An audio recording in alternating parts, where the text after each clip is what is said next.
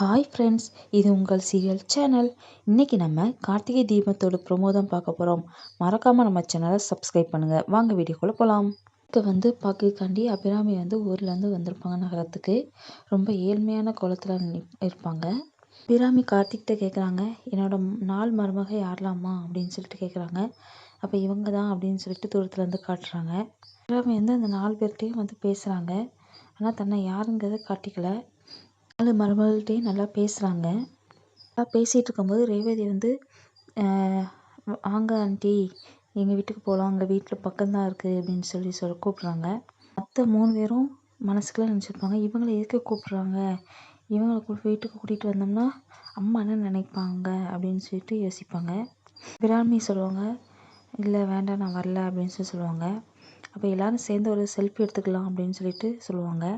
உடனே கார்த்திக் மொபைலில் இருந்து ஒருத்தரை கூப்பிட்டு செல்ஃபி ஃபோட்டோ எடுத்துக்கிடுவாங்க.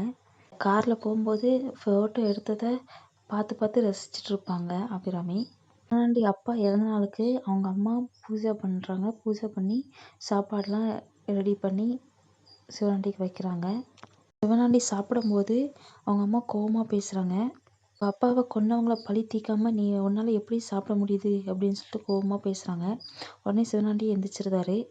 நான் அவனை கொன்னுட்டு வந்துடுறேன் அப்படின்னு சொல்லிட்டு கிளம்பிடுவாங்க. சிவனாண்டி மனைவிக்கு ஃபோன் பண்ணி சாமுண்டீஸ்வரி எங்கே இருக்கா அப்படின்னு சொல்லிட்டு கேட்பாங்க. உடனே வீட்டில் தான் இருக்கா, கொஞ்ச நேரத்தில் செங்கல் சிலைக்கு கிளம்பிடுவா அப்படின்னு சொல்லுவாங்க. உடனே நானும் அங்கே போகிறேன், ஆனால் கார்த்திகை மட்டும் வராமல் பார்த்துக்கோ அப்படின்னு சொல்லி கட் பண்ணிடுவாங்க.